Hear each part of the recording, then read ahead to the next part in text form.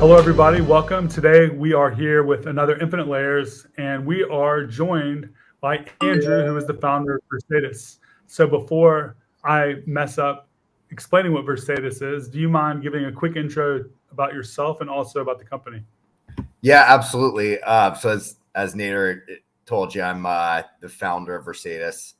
Versatus is an integrated cloud platform built on EigenLayer. A good analogy would be like DigitalOcean or decentralized DigitalOcean, which enables developers to provision and manage, Linux VMs, virtual private servers, and through that, as a result of that, host front ends, databases, APIs, backends, basically everything that's off chain in your application can be hosted on our platform and inherit the crypto economic security of Ethereum via EigenLayer, as well as the decentralization and censorship resistance of a blockchain without the rigidity and redundancy of a blockchain, therefore making it performant and cost effective. And as a result of that, decentralizing the rest of the web. Nice intro. So we've been chatting for a while, but so this is a nice opportunity to kind of talk about all this stuff in public. But to go back a minute, you all have built an AVS on EigenLayer that is Versatus. Is that correct? So our AVS is called Allegra. Okay. It's going to be deployed in the next week and a half to 2 weeks here. So it's not quite live yet. We just delivered our first demo of it for the Encode Club hackathon that's ongoing. We were fifth or sixth workshop last week. We did our workshop on Friday. And so that demo video is live. Encode Club has it. Our full workshop recorded and on YouTube. We also have a video that we'll be posting of just the demo that we'll be posting and pinning on our Twitter, which is at Versatus Labs, or I guess X, at Versatus Labs. And we'll be rolling out a lot more. So docs, we're aiming to release the docs for Allegra this Friday. And then we're aiming to actually launch a DevNet next week for Allegra on EigenLayer's testnet, and then we'll move that to mainnet when it's stable. We also have a rollup called Laser, which is a language agnostic stateless rollup that's built on top of EigenDA. Nice. So the first product that you all rolled out was Laser, and then now the next thing that you all are rolling out is like this DigitalOcean product. Correct. Precisely. Yeah. Okay, exciting. So, and then I think like I've read a lot of your writing, and there's even more stuff that you all plan in the future. So we'll try to touch on all of this, and to go in the right order. Like I want to talk a lot about the AVS stuff, but first let's talk about Laser for a moment. I've kind of talked about this a little bit. We did a Twitter Spaces together. I wrote a blog post even. The thing that really interested me the most, to be honest, was the fact that you're able to write applications using different languages that are not Solidity, and they're not the traditional blockchain development languages. They're not the smart contract languages. They are more like languages that most developers already know: Python, TypeScript, Rust. So do you want to talk a little bit about that product and how you all have been thinking about building that, how far that's come, and then maybe what you might be doing in the future there? Yeah, absolutely. So Laser, which is currently in a beta test net, we're going to be moving that to a public test net very shortly here. We haven't quite announced the date for that yet, but it's going to be coming up in the next 30 days. That's exactly it, right? It's a language agnostic rollup. I will try to stay pretty high level, but without digging too much into like the technical weeds. But effectively, like a good way to think of it is you have a common protocol, and then you have a bunch of account-based micro rollups. So you can kind of think of it where like every single account in our network is a micro rollup. And the result of that is you still get composability between those different accounts, but you're able to shift execution off chain. And so the way that we enable language agnosticism, it's not through WASM, which a lot of other people have tried, and in my opinion have failed. I think WASM, the developer experience, is just not quite there yet. We're probably 5 to 7 years away from that developer experience catching up to Web 2. So the way that we accomplish this is with what are called app kernels. And basically what an app kernel is it's a sandboxed container. So it's a container that's not just, isolated in its own user space. It's actually fully isolated from the host completely. It has its own kernel, its own file system, and it's designed to execute effectively single-threaded, single applications. And so the way that this, enables language agnosticism is you can have runtimes for different languages that all communicate back with the protocol, and that protocol then enables the composability between the different accounts. So each account you can kind of think of as its own micro rollup. I know Nat, or you and I were talking about how you could kind of think of it as like a row in a database, right? That each account is effectively a row in a database, and then these programs, the smart contracts, can actually alter those, the columns in that database. It's an imperfect analogy, but for the Web 2 developers, saying that probably will help them grok it a little bit better. The goal of the programs is to return what we call instructions. And basically what instructions are, if you want to think of it as like a VM, as like a single VM model, instructions would be opcodes. But in our model, there's only 4 instructions. There's create, update, transfer, and burn. And as you can see, very much inspired by like the CRUD model for database transactions in Web 2. We wanted to make this as close to a Web 2 developer experience as possible, because frankly, we think that one of the major issues we have in Web 3 is just this massive shortage of developers. There's only about 25,000 or so active developers in Web 3. There's 25 million plus in the world. And so there's this massive gap. It's not like this is brand new. I mean, like, people keep saying, oh, it's early. And in some ways it is still early, but Ethereum has been around since 2015. Like, Solidity has been around for 9 years now. Rust has been around since 2015 and has over 500,000 people that write Rust code daily. There's only like 15,000 people that write Solidity code daily. So there's this massive gap. We did a lot of research. We even commissioned a survey to try to figure out why this gap exists. And one of the number one reasons that the gap exists from the research that we did was the language barrier. And developers don't want to have to learn a new language unless they absolutely have to. Some are curious, some want to, but a lot of them, you came out of college writing Java, you got a job writing Java, you stuck with that job for 10 years, you got a different job writing. Like, why are you going to change now? Like, it served you well. And there's an opportunity cost to learning a new language. You got to spend a lot of time doing it, and your time might be better suited just finding another job that where you can use the skill set you already have. So we wanted to build a roll up that enabled developers to use the skills that they already had to build smart contracts, and as a result, participate in Web3. And if we want to segue there into Allegra, the goal of Versatus is to build this like integrated platform where the fragmentation is eliminated. So you can build your front end, your back end, your smart contracts. You can have databases, function instances, all of that in one place. And that dramatically reduces the barriers to entry as well, because you don't have to learn a bunch of different platforms or hire specialists in those particular platforms to build a Web3 business.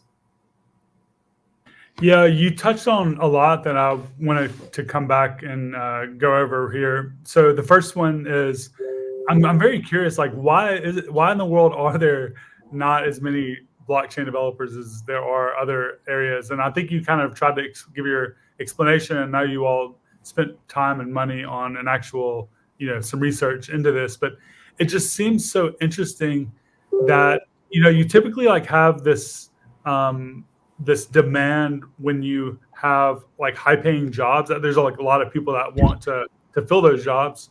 And if you look at other parts of the software industry, you saw like a lot of people come into the space, a lot of new developers, and almost like there's too many developers even in the traditional Web 2 world, due to a combination of like a few layoffs and then a lot of new people coming into the industry. But in the blockchain world, there's just so many jobs that are still not filled, and there's so much demand. And I think there's two parts to that. Like, first of all, the growth has just been pretty stagnant. If you kind of look at the numbers, like, they obviously have a little bit of up and down, but they are not going up that much. And then I think the second part is that it really is hard to be a good smart contract engineer. Like doing Hello World is pretty simple, but if you want to build anything, sophisticated enough to be hired by a notable company like a DeFi protocol that has been around, or maybe some other new innovative like smart contract platform, you do need to be of a certain level of seniority because of the implications of bugs. Like you can't just write a bug in a smart contract. That's just People's money risk. Yeah. Yeah, it's like unacceptable, because if you do that, for the most part, you might put funds at risk. So therefore, it's just a little bit different of a world where there's less room almost for juniors when you kind of think about it in that perspective, in terms of being smart contract engineer. So lowering the barrier to entry for existing seniors to be able to like use their existing skills makes a lot of sense, because they're just a sheer larger number of seniors that will probably be able to come in and kind of like hopefully use that existing knowledge here. I think that that's absolutely correct. So like, to take a step back, why have we kind of plateaued?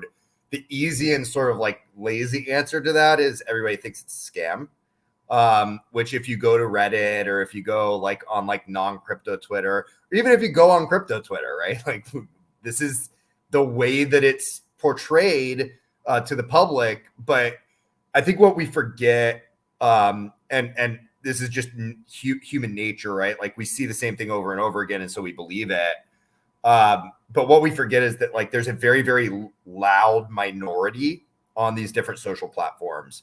There's a great book about like network effects is The Cold Start Problem by Andrew Chen at A16Z. I think a lot of people in this industry have read it, especially if you're an entrepreneur, you've probably read it by now.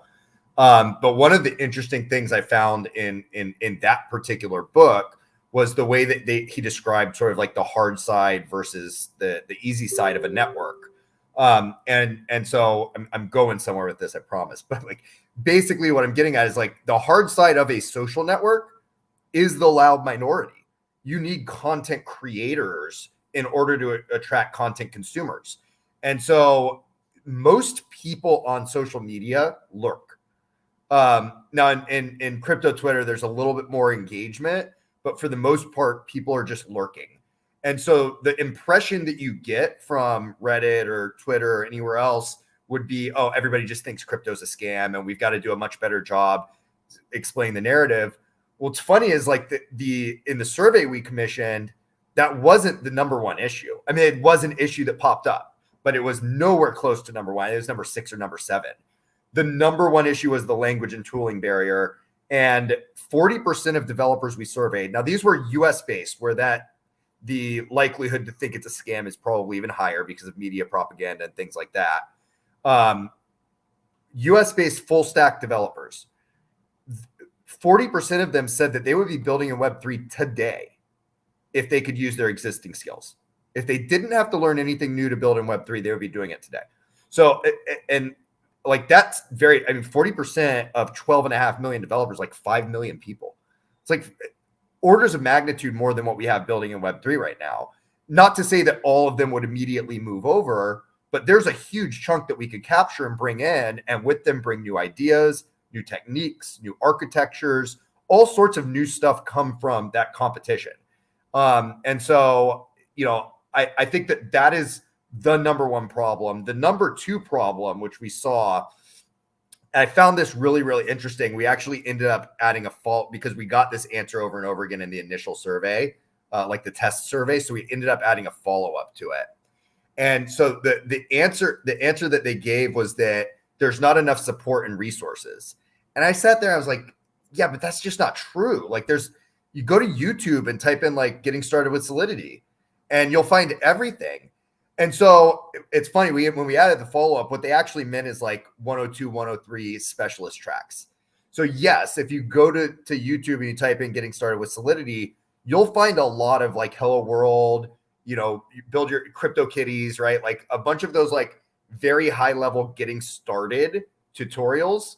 But when you get into the more, okay, well, I want to build like a complex, AMM, or like a liquidity aggregator or something like that. Like, there's no tutorials for that.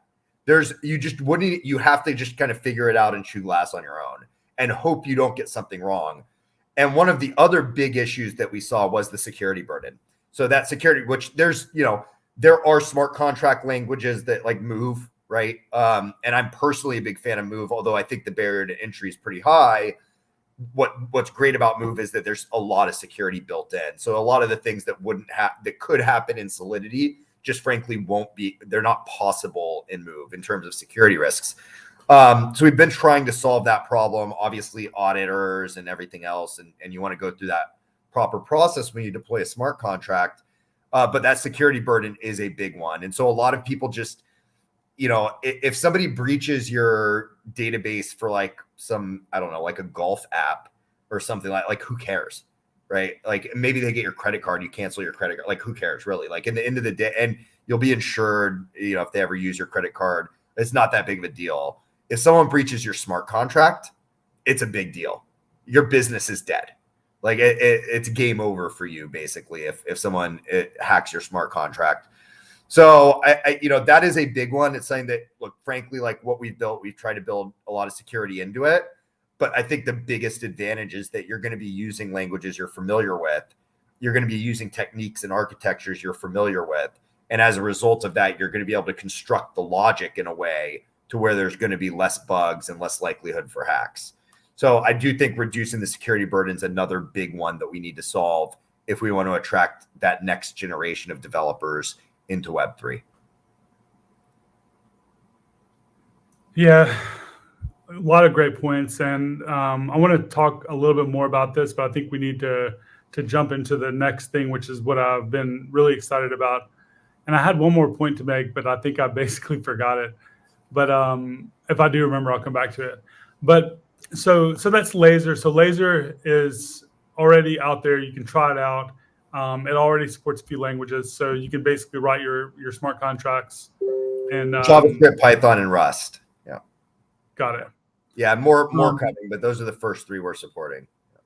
Okay, nice. So next we're going to jump into Allegro, which is the main focus, I think, of this discussion. It's basically what we were talking about earlier. It's the DigitalOcean droplet or EC2 instance on EigenLayer. You can run arbitrary applications there. You can deploy servers, do whatever you want, anything you can do on a server. So yeah, let's talk about that a little bit. And I think we might even have a quick demo that we can look at in just a second as well. So can you talk about why you built this, what the developer experience looks like, and then we'll take a look at the demo? Yeah, there's a number of reasons. Number one is I think that like smart contracts are just a small part of the application stack. The application stack goes so far beyond smart contracts, and I think smart contracts solve a very, very important, albeit very niche problem, which is what I like to call asset attribution. It's a ledger, right?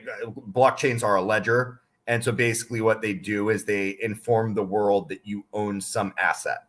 That's good. Like we need that. It solves so many problems in the financial world.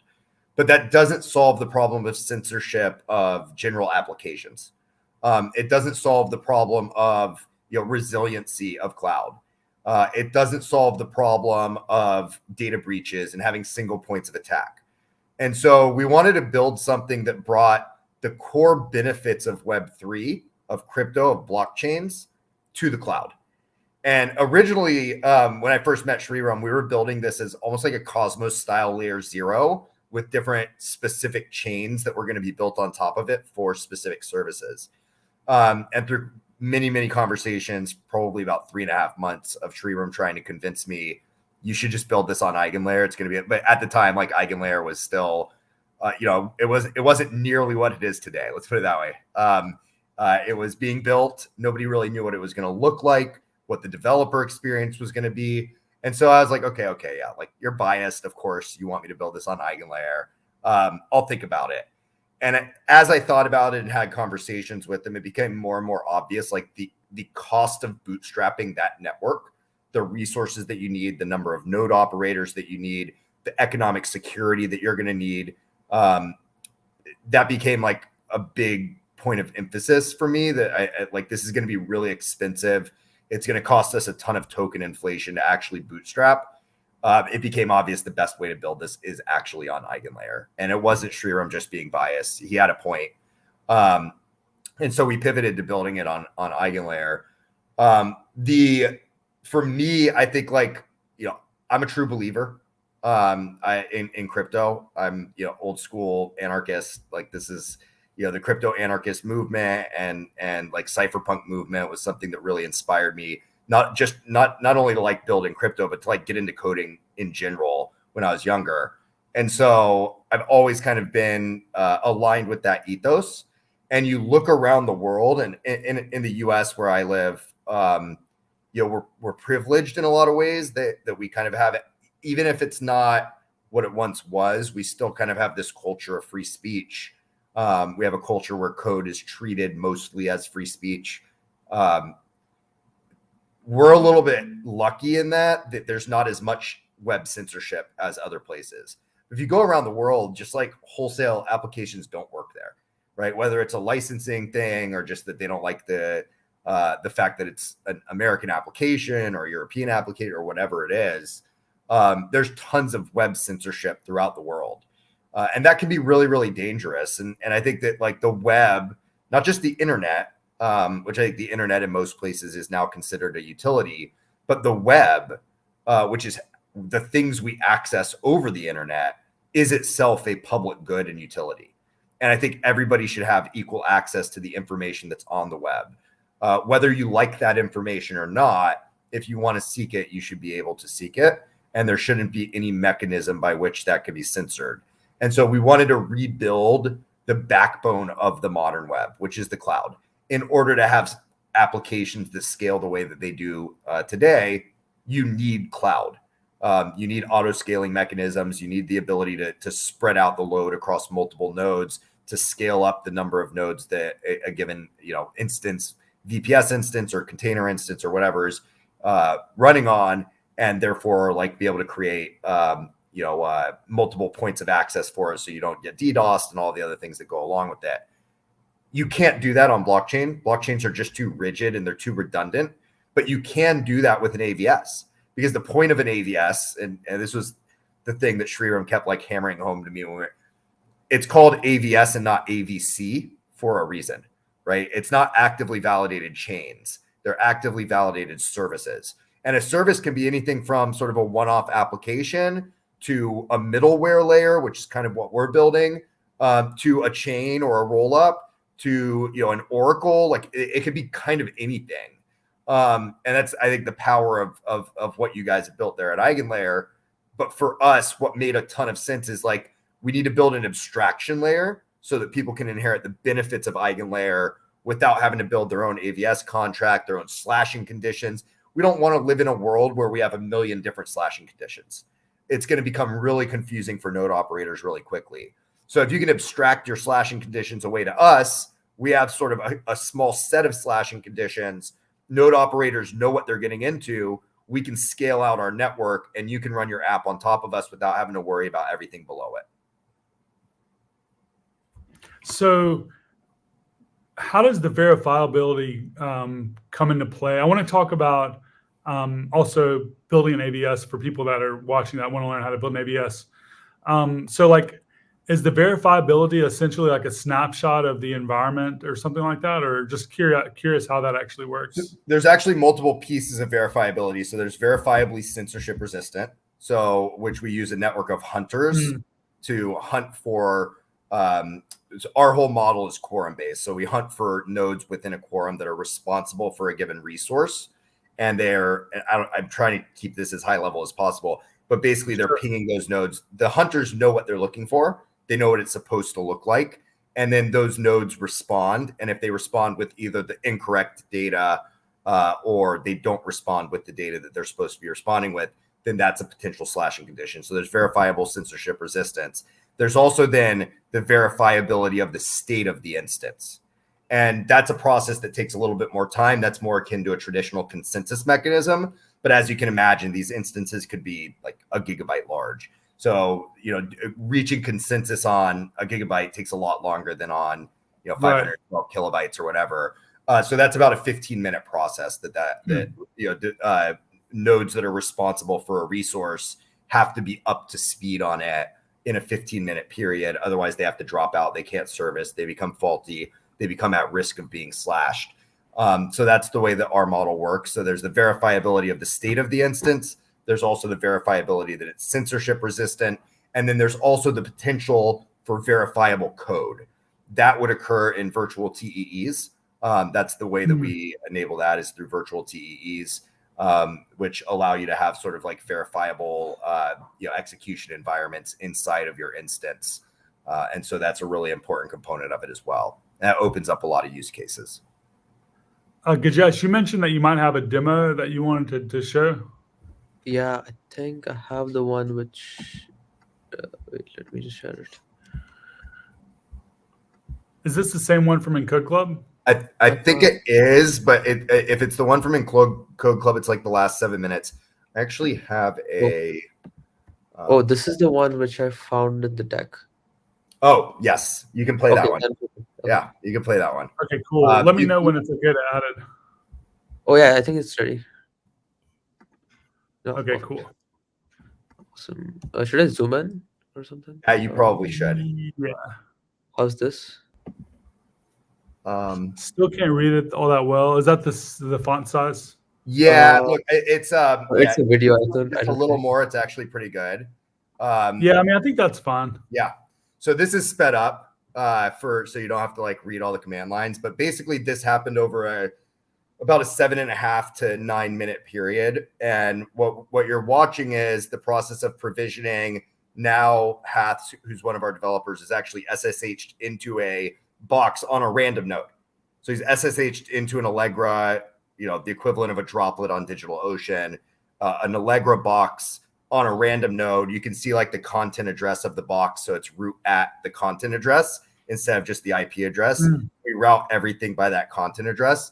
And what he's doing here is he's going through the process of building the laser chess game. So the end result, what you're going to see is a decentralized front end and back end for laser chess, which is communicating with laser. And so here it comes, which is communicating with laser, and you're playing an actual chess game against somebody else for money on laser. And the front end is deployed to a completely decentralized network. Wow, that's sick. So the front end is deployed on Allegra.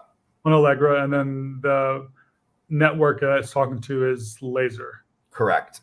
Nice. So, and this is the chess game that Hath built, that laser chess, that we're going to start hosting like some tournaments around this and stuff, and see you play any chess, Gajesh? So I'm terrible at it. Okay. So you'll see here the game goes on, and this was just for a demo purposes. So Hath was just playing himself, and he loses to himself pretty quickly. But what's cool about this is you can gamble. Onlookers can also place bets on who they think is going to win. And then when the game is over, it returns you back to the lobby. And just like that, you have a fully decentralized application. Front end, back end, smart contract, all in one place. Very awesome. Like, I have a bunch of questions now. So how do you actually make this happen behind the scenes? Are you spinning up this stuff locally, or is this like running an AWS or something? Or it's like not running on AWS at all. So we use system containers. Right now, primarily LXC and LXD and libvirt for the VMM, for the virtual machine manager. And then we use we also have the ability to use Kata containers, which are also a form of system container, which basically behind the scenes is what AWS uses. I think they use VMware as well. But effectively, you have your own hardware. We run, yeah. So this runs on bare metal. Now, technically speaking, you could run this. You could like do nested virtualization and run it in a VPS as well. So you'd have like a VPS running VPSs underneath it. Kind of defeats the purpose at that point. Ideally, you'd be running this on bare metal, and then basically you can overcommit. 2 to 1 is probably the best ratio to overcommit. You could probably go as high as 4 to 1 and get away with it, particularly in crypto, because most applications aren't going to be seeing like 1 million plus simultaneous users. But so you could get away with like some pretty high levels of overcommit. But basically, nodes in the network form into quorums. They redundantly have a copy. Each quorum is responsible for different resources in the network, and every node in that quorum has a copy of it.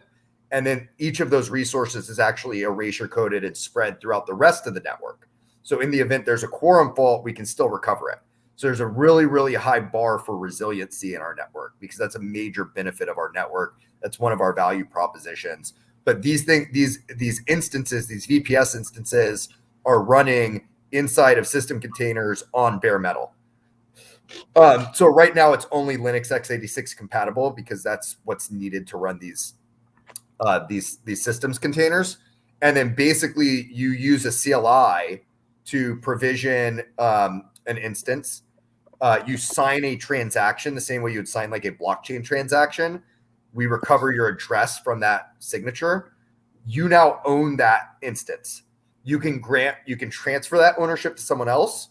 You can authorize people by adding their SSH pub keys into it. You can expose services on certain ports for what you just saw.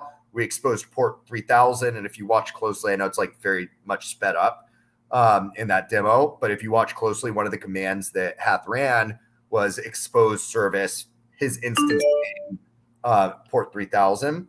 And then everything is mapped to a content address on the back end. These are static content addresses, unlike IPFS, where they're dynamic, where every time it changes. These content addresses are based on your chosen namespace and the original owner's address. And so we create a unique namespace for every instance in our network. And then basically you can, from our command line directly, you can SSH into it using using the owner's address and the name that you chose. So you don't even need to remember what the content address is or the namespace was. You just use human readable information to get into your instance. All the authorization happens on the back end. You can inject your SSH keys into it. Other developers can access it. And then in my opinion, the coolest part, this is the cypherpunk in me talking. You can give up that ownership to a smart contract, which means now only that smart contract can ever alter it. And so basically it means that you can never alter it, right? It becomes immutable. It becomes unstoppable. And the way that you pay for it the only way that it would ever be taken down is if you stopped paying for it. Yeah, I was going to ask, like, how does it actually get paid for? Yeah, so either the owner pays for it by loading up, inverse tokens in our native token, or they can actually grant that functionality to a smart contract, and a smart contract can handle that for them. Yeah. Okay, so I think like not a lot, but this has been tried once or twice that I know of at least. And the developer experience that I've encountered for trying to do this sort of thing and in the blockchain world has been just so bad that I never wanted to try it again with that particular product. And I think like what you all have also talked to me about is that you have a large focus on just making this a good developer experience. So can you kind of talk about, your own experience up until this point and how you're kind of applying that to the developer experience? Yeah, I mean, look, I've been programming since I was 14. It's just hard to believe it's 20 years now. So I've been doing this for a really long time. I've seen all sorts of different glass that needed to be chewed. And I don't like it. I know like the Solana community loves to like take pride in like chew glass and all that. Look, don't chew glass. It makes your mouth bloody. It's not fun. It hurts. It's painful. It's depressing. And like, so like the big inspiration for just like really focusing on developer experience actually comes from my experience as a data scientist. When I started my career as a data scientist, we were building multi-factor regression and random tree models in random forest models in C++, which was not fun. I mean, like from the ground up, and go ahead. No, I was just going to say that sounds extremely complicated. I don't even know if I would even know how to do that. Yeah, look, you needed to know the math. You needed to know how to write the code. You needed to understand all the algorithms, and you had to build a lot of this stuff from the ground up. It was not fun. And so, fast forward, that was in 07 to 09. Fast forward to 09, 2010, you started to have like some pretty stable versions of like scikit-learn. I think Keras came out shortly after that. TensorFlow and PyTorch and all of these Python libraries for building machine learning, deep learning, and AI algorithms.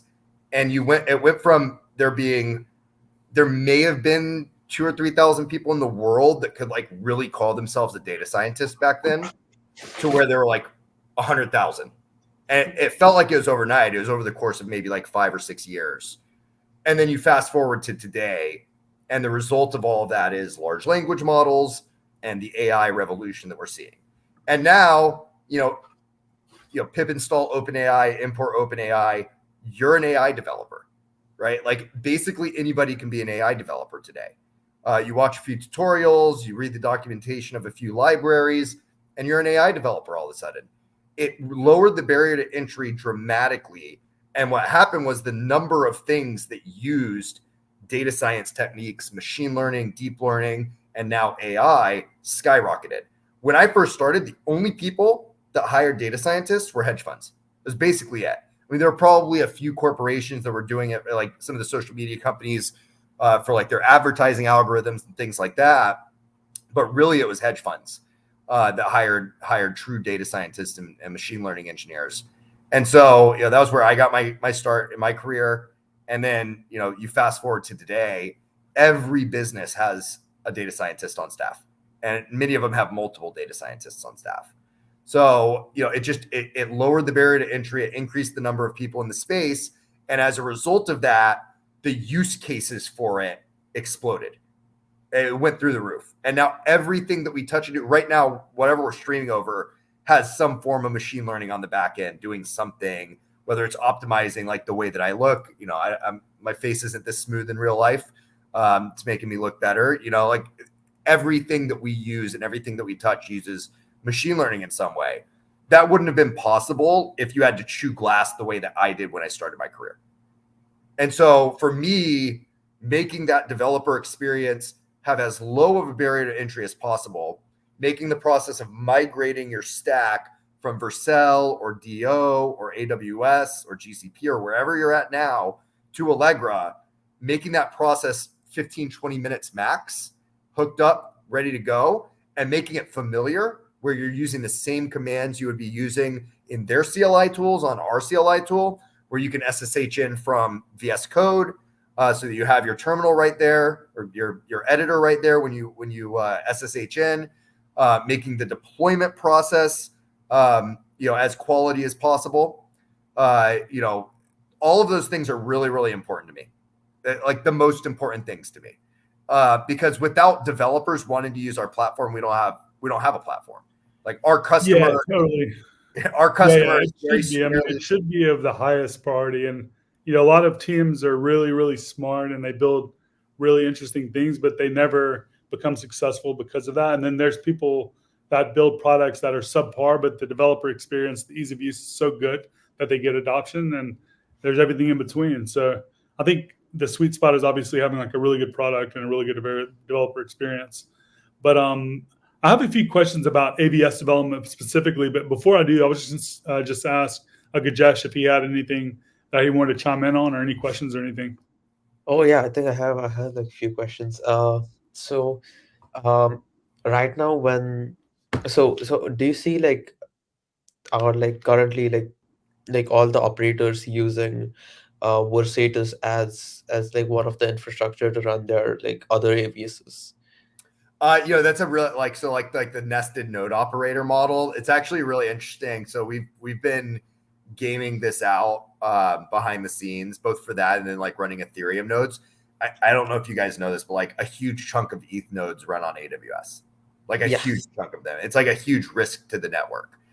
There was an outage a few months ago, and like Ethereum survived it, but it was close. Like it was close to the fault tolerance threshold when that outage occurred. So we do think that will be a use case. We think it'll actually become like a relatively prominent use case for Allegra, is running validator nodes and operator nodes inside VPS instances on Allegra. and as a result of that, generating fees for the network and for the operators. And so we do think that that is a opportunity, because that we can keep the cost pretty low. I'm going to avoid talking about that to a certain degree because it involves our token, and just from like a legal and regulatory standpoint, I don't want to talk about like token price and stuff.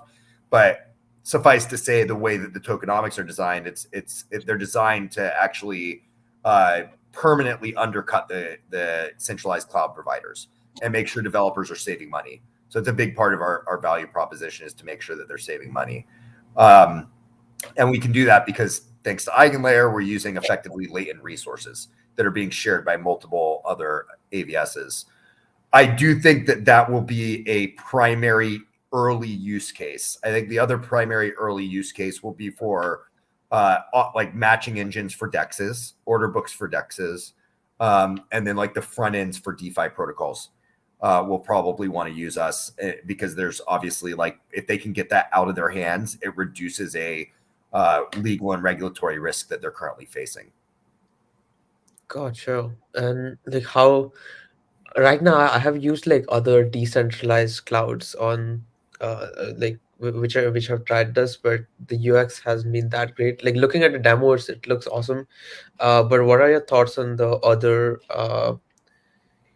other decentralized clouds, and like how do you see like the experience being more near to like DigitalOcean's than like getting a cheap German VPS? Yeah, so like DO is sort of our guiding, like our guide in terms of like what we want the developer and user experience to look like, because it's like the droplet model is very powerful. You can do a lot with it.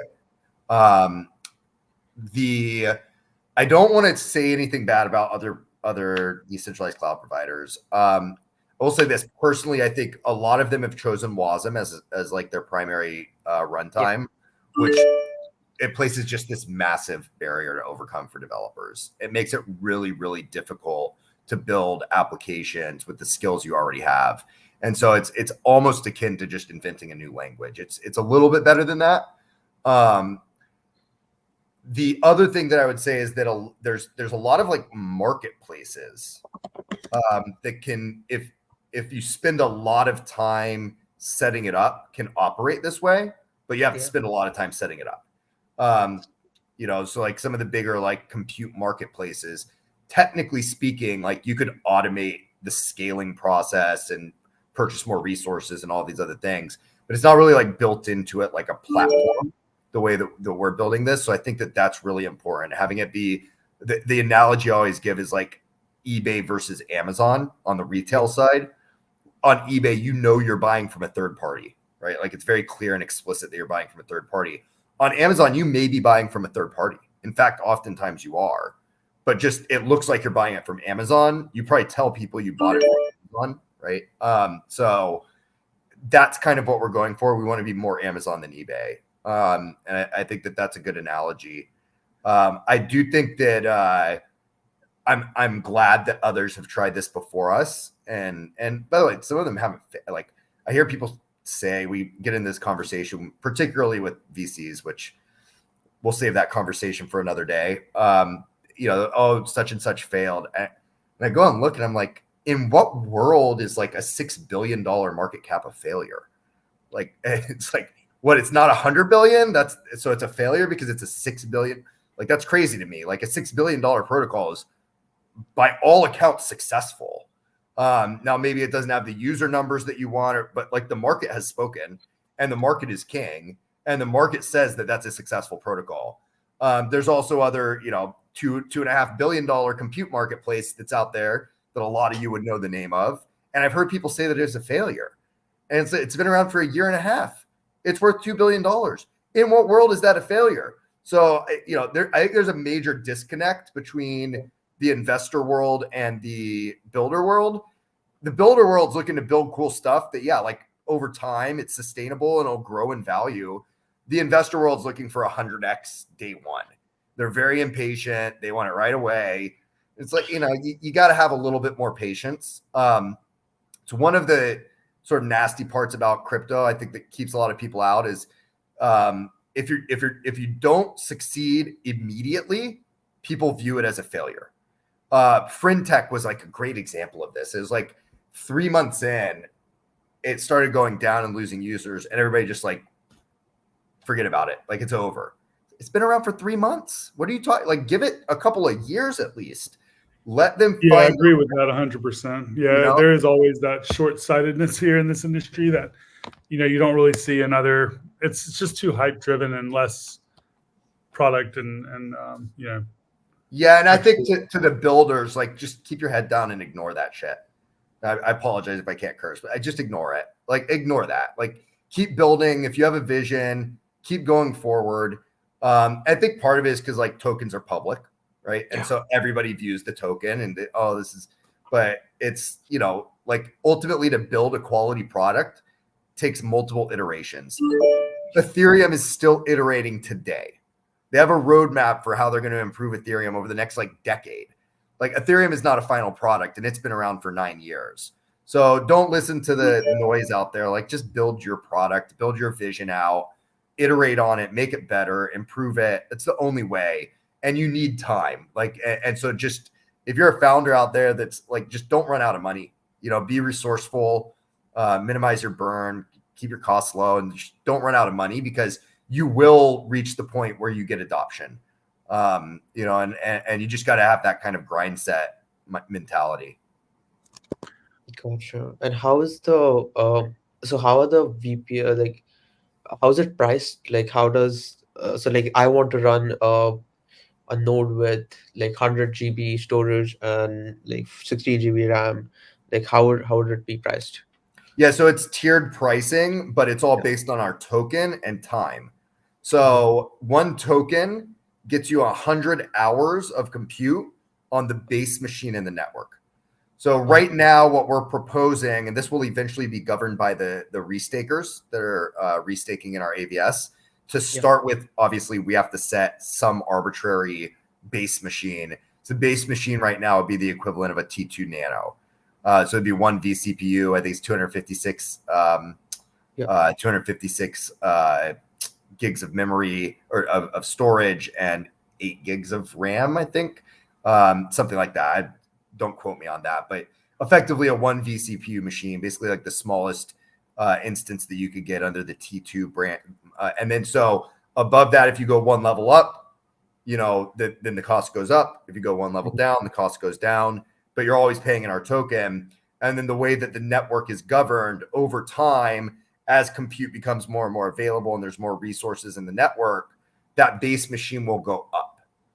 And so but you'll always still get 100 hours for whatever the base machine is with one token. And you'll always have that tiered pricing above and below that. So when the base machine goes up, everything goes up with it and the lower level machines become cheaper. And the reason for that is that, compute is actually a very inflationary resource.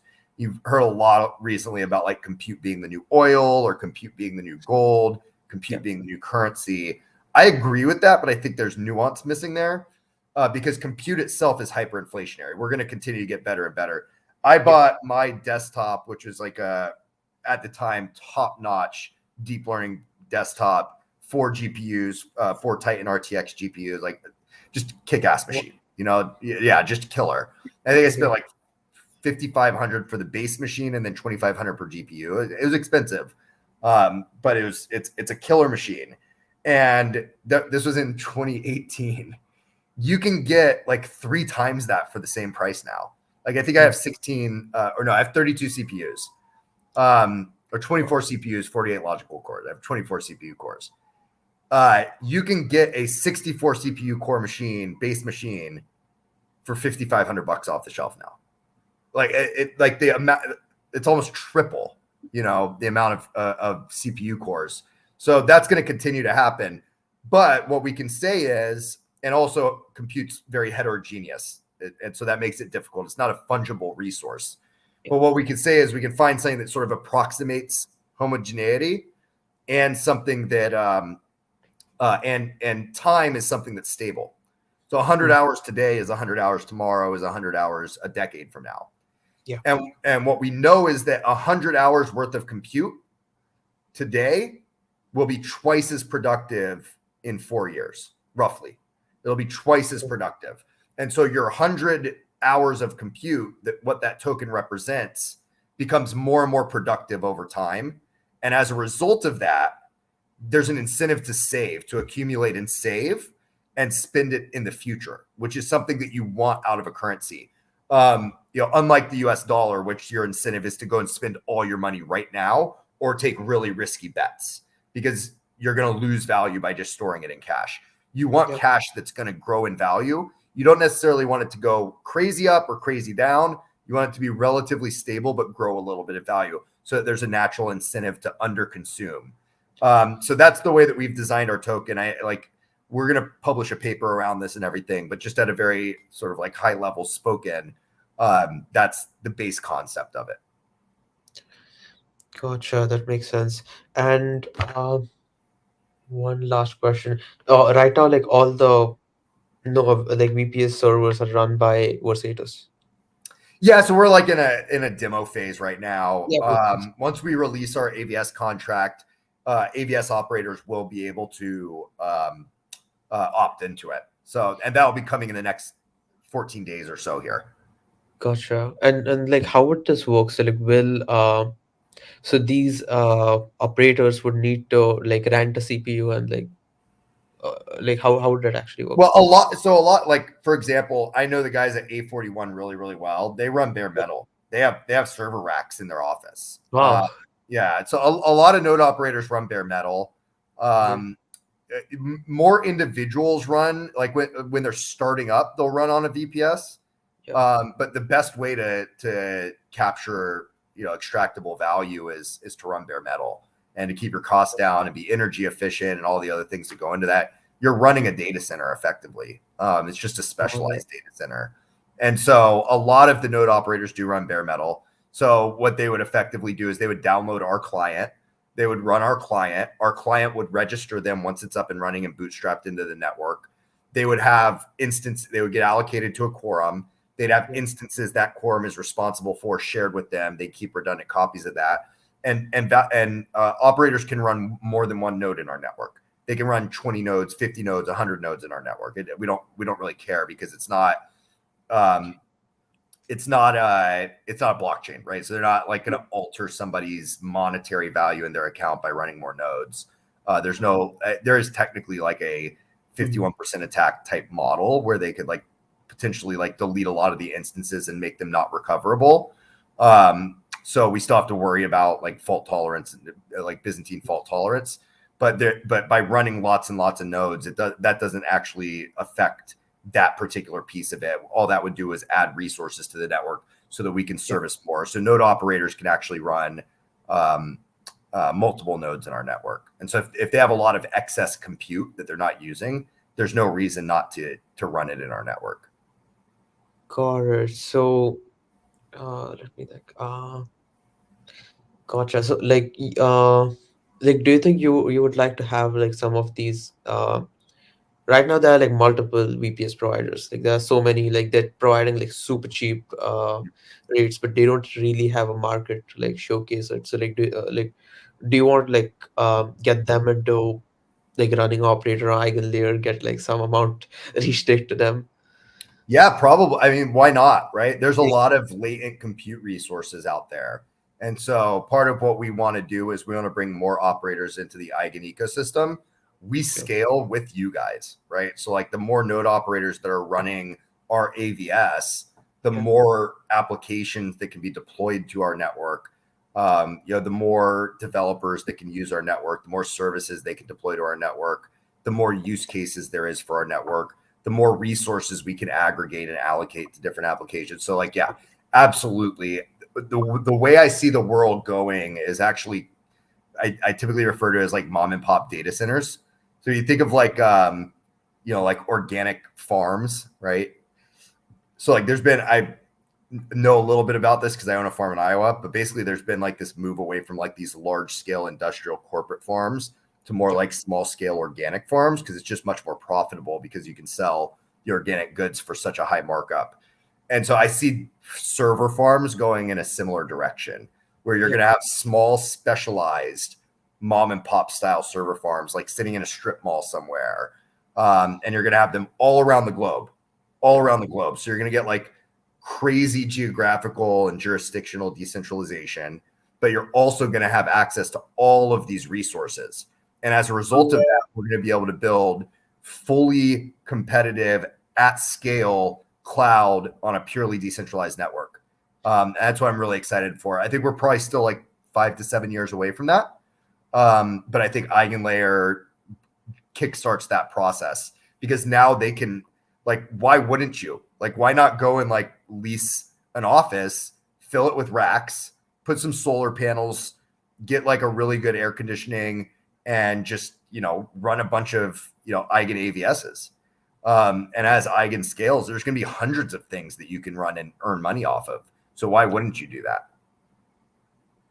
This is amazing. Wow. Yeah, now that I'm thinking about this is like really great, because last week I was trying to run a Ethereum validator. I'm looking around, like, this thing is, if I run on a German VPS, I save like 90% of my cost. But if I run it on AWS or Digital Oceans, like, I spend a crazy amount, and I I save time, but I do spend a lot of money on running that. Yeah. Either way, like, you're going to spend some money, you're going to eat into your profits. Yeah. I think the best way to go is still bare metal, and I think that's where it's going to go. It's going to move away from these centralized cloud providers.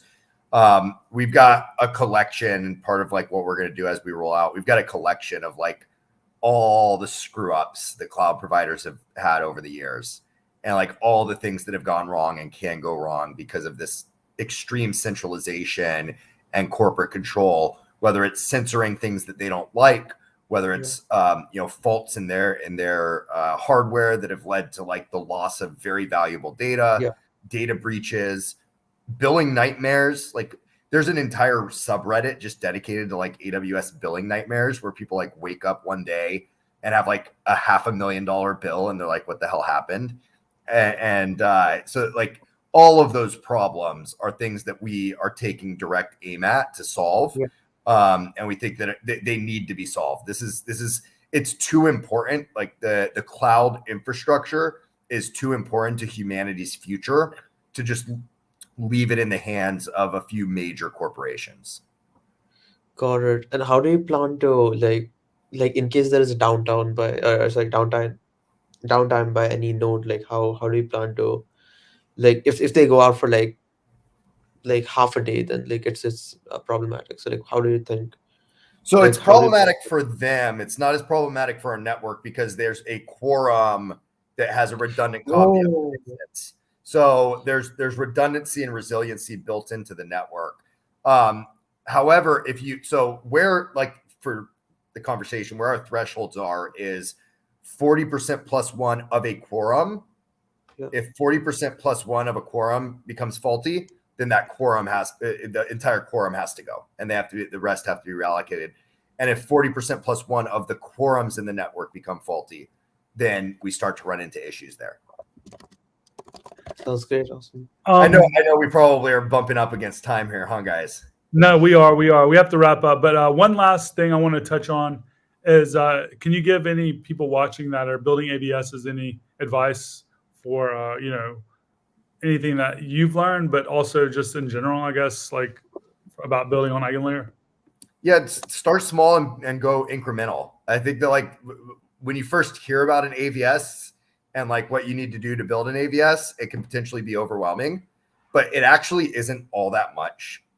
If you just start with this, so start with registration, deregistration, then you can worry about payments. And I think the way you guys are rolling out actually helps with that, because like slashing isn't a thing yet. It's coming, but it's not here yet. And so, you don't need to worry about slashing right away from day one. Think about it, but you don't need to implement that logic right away from day one. So get started, and then move incrementally to improve it. But I think that the concept is more difficult to wrap your head around than the actual process of building it. You guys have done a good job of that, and like the amount of tutorials and resources available are pretty robust. Okay, awesome. Well, this has been really great. I'm really excited to see when all this starts being made available publicly. I know. So laser is already available. You can start using it now. And Allegra is going to be coming in the next couple of weeks. So if you're watching this in a couple of weeks, it might already be out. But if you're watching this live, it should be coming up soon. So if you want to learn more, follow Versatus on social media. I'll go ahead and drop. They are Versatus Labs. Yep. And your name that is like this, that's your same as your Twitter handle, right? It's the same as my Twitter. That's why I put it here. Cryptonomicon. Cryptonomicon. And if you get the reference and you DM me, we will send you some swag. But only if you haven't already told me that you know the reference. Like, there's a few people who have told me, or that I've told. So don't give it away. But yeah, if you DM me with explaining the reference to my name, then I will send you some swag, some Versatus swag. Nice. All right. Well, thanks for your time. Thanks for coming on, and thanks for everyone that watched. We will be coming back next week with another episode. And until then, I will see you around. Thanks, guys. Thanks so much for having me.